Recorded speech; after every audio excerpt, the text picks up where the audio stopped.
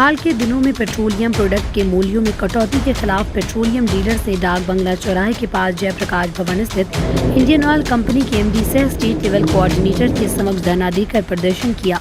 इस दौरान ज्ञापन भी सौंपा। डीलर्स ने बताया कि पिछले 6 माह से एक्साइज ड्यूटी में कमी करने से डीलर्स को आर्थिक चुनौतियों का सामना करना पड़ रहा है। बिहार पेट्रोलियम डीलर्स एसोसिएशन के प्रेसिडेंट इंजीनियर प्रभात कुमार सिंह ने बताया कि अगर तेल कंपनियों ने डीलर्स की परेशानी का समय पर समाधान नहीं किया तो 31 मई को प्रोडक्ट का उठाव नहीं किया जाएगा।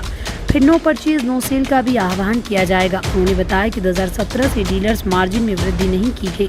डेली प्राइस मैकेनिज्म से भी डीलर्स को घाटा हो रहा है। वहीं एक्साइज ड्यूटी में कमी से डीलर्स की क्रियाशील पूंजी पर व्यापक असर पड़ा है। 2-3 इशू पे बात किए हैं। अभी इंडियन ऑयल के एग्जीक्यूटिव डायरेक्टर जो स्टेट लेवल कोऑर्डिनेटर भी हैं और वो तीनों तेल कंपनियों के प्रधान हैं और इंडियन ऑयल के एग्जीक्यूटिव डायरेक्टर स्टेट हेड भी हैं।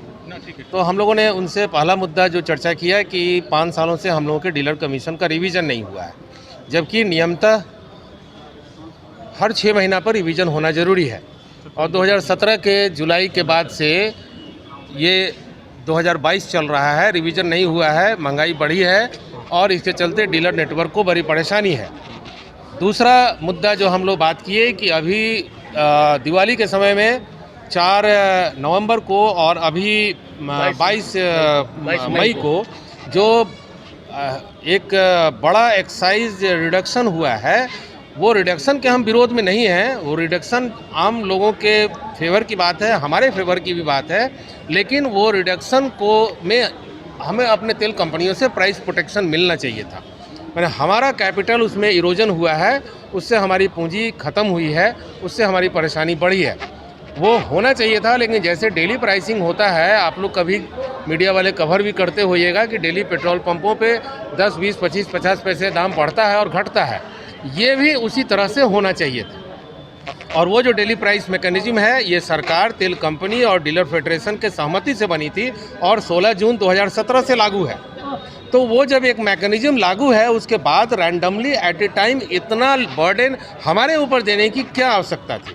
इससे तो हमारा फाइनेंस ख़त्म हो जाएगा। तो उन्होंने कहा कि हम आपके सारे बातों को अपने प्रधान कार्यालय पहुंचावेंगे, जो वहां से रिप्लाई मिलेगा वो आप लोगों को हम सूचित करेंगे।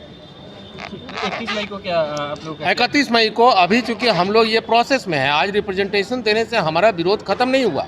ये विरोध का पहला कदम है, स्टेप है, जिसमें हम लोगों ने इनको लिखित विरोध पत्र दिया है और 31 मई को हम लोग पूरे बिहार में, और पूरे बिहार में नहीं, हम लोग बिहार में जो काम कर रहे हैं वो पूरे ऑल इंडिया के बिहार में कर रहे हैं। पूरे ऑल इंडिया में तेल की खरीद नहीं की जाएगी, परचेज जीरो करेंगे और उसके बाद हम लोग मंत्रालय में जा कर के और इन सारे डेवलपमेंट को बताएंगे और वहाँ से भी अगर कोई सोल्यूशन निकलेगा तो हम न खरीद करेंगे न बिक्री करेंगे। No purchase no cell.